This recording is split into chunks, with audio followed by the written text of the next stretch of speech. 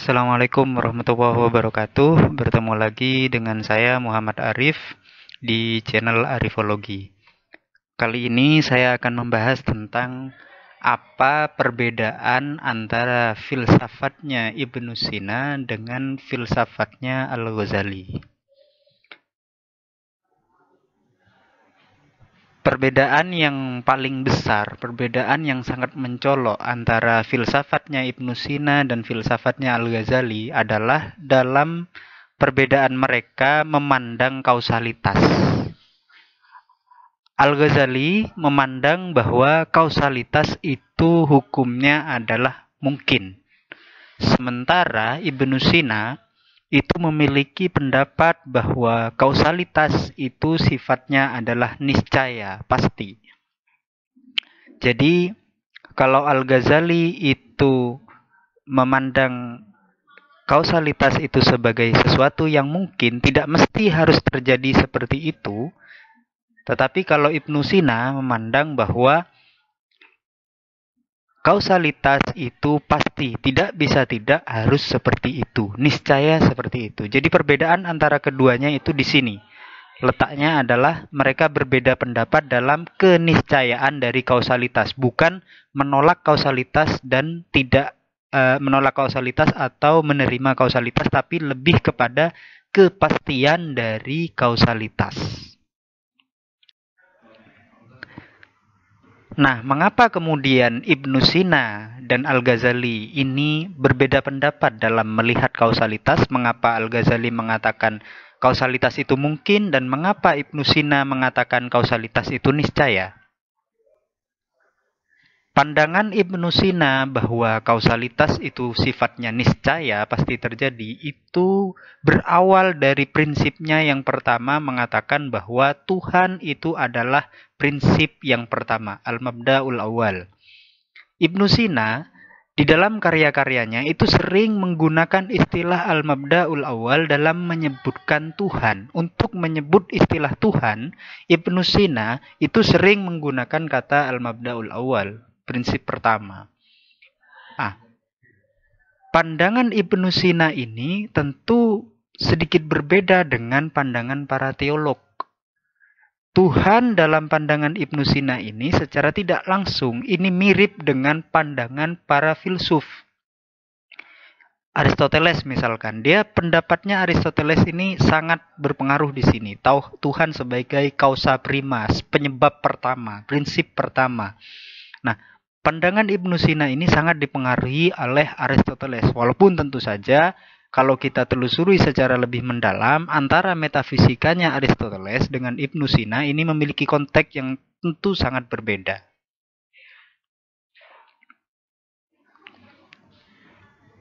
Efek dari pendapat Ibnu Sina bahwa Tuhan itu adalah causa prima atau prinsip yang pertama, Ibnu Sina itu seolah-olah mengatakan bahwa Tuhan itu adalah hukum alam. Seolah-olah mengatakan bahwa Tuhan itu hanyalah hukum alam. Jadi Tuhan itu hukum alam, terjadi begitu saja. Seperti deisme. Ibnu Sina itu seperti deisme mengatakan bahwa Tuhan itu menciptakan seperti pencipta jam ya. Ada jam, pencipta jam. Jam itu berjalan sebagaimana ketika jam itu hidup. Jalannya jam itu tidak diikuti oleh tindakan atau kekuasaan yang dilancarkan oleh penciptanya. Jadi seperti itu. Tapi Ibnu Sina tidak menggunakan istilah hukum alam di dalam karyanya.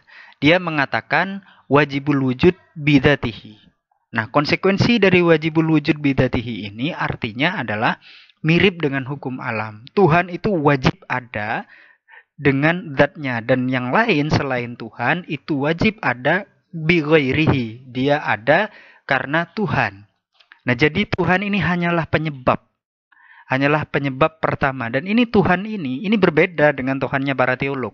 Tuhannya Ibnu Sina ini seperti Tuhannya para filsuf yang tidak layak dijembah. Kira-kira seperti itu kalau seolah-olah mengatakan seperti itu Ibnu Sina ini. Efek lainnya dari pendapat Ibnu Sina tentang bahwa Tuhan itu adalah prinsip yang pertama, itu seolah-olah Ibnu Sina ingin mengatakan bahwa Tuhan tidak memiliki pengetahuan detail tentang makhluk-makhluknya. Tuhan itu hanya menciptakan, setelah diciptakan begitu saja, mereka berjalan begitu saja tanpa ada campur tangan Tuhan di situ. Mirip deismenya Spinoza, kira-kira seperti itu. Efek lainnya lagi dari pendapat Ibnu Sina bahwa Tuhan itu adalah prinsip pertama, Ibnu Sina itu seolah-olah mengatakan bahwa alam itu abadi. Tadi sempat dijelaskan bahwa Tuhan itu wajibul wujud bidatihi. Dan makhluk itu adalah wajibul wujud bighairihi. Karena makhluk itu harus ada sebagai konsekuensi niscaya dari adanya Tuhan, maka tentu saja kalau Tuhan itu abadi, makhluk pun abadi. Kenapa? Karena selama ada Tuhan yang meniscayakan setelah ada Tuhan itu harus ada makhluk, maka makhluk itu juga abadi, alam itu juga abadi, sebagaimana abadinya Tuhan. Ini seolah-olah Ibnu Sina itu mengatakan demikian. Berikutnya Al-Ghazali. Kalau Al-Ghazali berpendapat bahwa, sebagaimana saya jelaskan tadi, bahwa kausalitas itu hukumnya mungkin. Al-Ghazali berpendapat seperti itu karena Al-Ghazali menyatakan bahwa Tuhan itu adalah sang pencipta. Berbeda dengan Ibnu Sina yang menyatakan bahwa Tuhan itu adalah prinsip pertama. Prinsip pertama. Kalau Al-Ghazali, Tuhan itu adalah sang pencipta. Kalau Tuhan sang pencipta, maka Tuhan itu konsekuensinya punya kuasa dan punya kehendak. Katanya Al-Ghazali, Ibnu Sina itu tidak, prinsipnya tentang Tuhan, prinsip pertama itu sangat terpengaruh oleh Aristotelian dan mengabaikan dimensi wahyu. Sehingga padahal jelas di dalam Al-Quran itu dijelaskan bahwa Tuhan itu punya kehendak dan punya kuasa. Punya kehendak atas ciptaannya dan punya kuasa atas ciptaannya.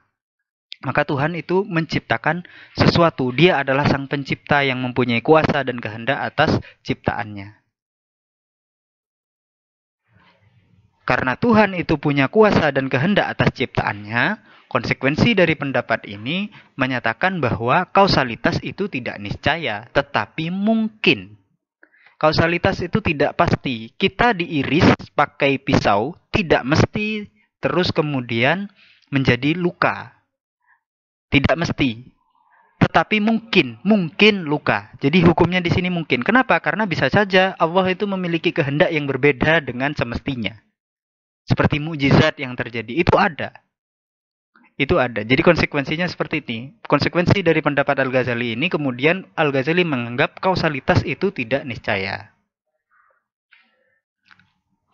Namun, yang penting untuk digarisbawahi, di sini Al-Ghazali itu tidak menolak kausalitas. Dia hanya menolak kepastian dari kausalitas. Ya. Al-Ghazali tetap pro kepada kausalitas. Kausalitas, dia menyatakan bahwa ya manusia atau kausalitas itu memang hukum alam yang mesti terjadi. Tetapi kepastiannya itu berdasarkan kehendak Tuhan. Bahwa ada beberapa hal dari kejadian alam yang tidak berjalan sebagaimana mestinya itu ada. Tetapi bukan berarti ada itu kemudian menolak hukum alam yang sudah menjadi seperti biasa berjalan gitu. Jadi hukum alam itu tidak ditolak oleh Al-Ghazali, tetapi Al-Ghazali hanya menyatakan bahwa di dalam berjalannya hukum alam ini ada kehendak Tuhan yang juga meliputi di dalamnya. Jadi hukum alam itu tidak berjalan tanpa campur tangan Tuhan. Ada campur tangan Tuhan di sini yang menjadikan hukum alam itu bergelak sebagaimana mestinya. Ada campur tangan Tuhan. Di sini bedanya antara Al-Ghazali dan Ibnu Sina. Jadi Al-Ghazali ini menitik beratkan kepada campur tangan Tuhan terhadap hukum alam atau kausalitas di sini. Lalu kemudian pertanyaan yang menarik adalah siapa yang lebih filosofis atau yang lebih islami antara Al-Ghazali dan Ibnu Sina? Apakah Ibnu Sina lebih layak disebut filosof dan dia tidak layak disebut sebagai ulama? Atau Al-Ghazali tidak layak disebut sebagai filsuf, dia lebih layak disebut sebagai ulama atau dalam hal ini tokoh Islam gitu kira-kira. Siapakah yang lebih layak disebut sebagai filsuf atau lebih layak disebut ulama? Apakah Al-Ghazali atau Ibnu Sina? Dengan mengikuti pendapatnya Frank Grifel, saya menyatakan bahwa tentu tidak bijak jika kemudian menyatakan bahwa salah satu di antara mereka, baik Ibnu Sina atau Al-Ghazali, itu lebih Islami atau lebih filosofis pemikirannya dibanding yang lain. Jika salah satu mereka dianggap lebih Islami atau lebih filosofis, itu kurang bijak. Mengapa demikian?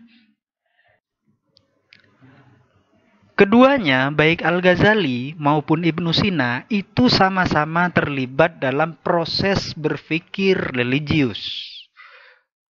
Dan sama-sama terlibat dalam proses berpikir filosofis. Ibnu Sina, walaupun dia tampak sangat filosofis di dalam pemikirannya, dia juga memikirkan tentang sesuatu yang religius, yaitu tentang Tuhan. Pemikiran Ibnu Sina memang banyak terinspirasi oleh Aristoteles seperti causa prima dan semacamnya. Tetapi kalau kita lacak lebih jauh antara causa primanya Aristoteles dengan mabda'ul awalnya Ibnu Sina, itu konteksnya sangat berbeda dan dimensi religius Ibnu Sina, dimensi Islami dari Ibnu Sina itu sangat kentara sekali di situ. Pun dengan Al-Ghazali.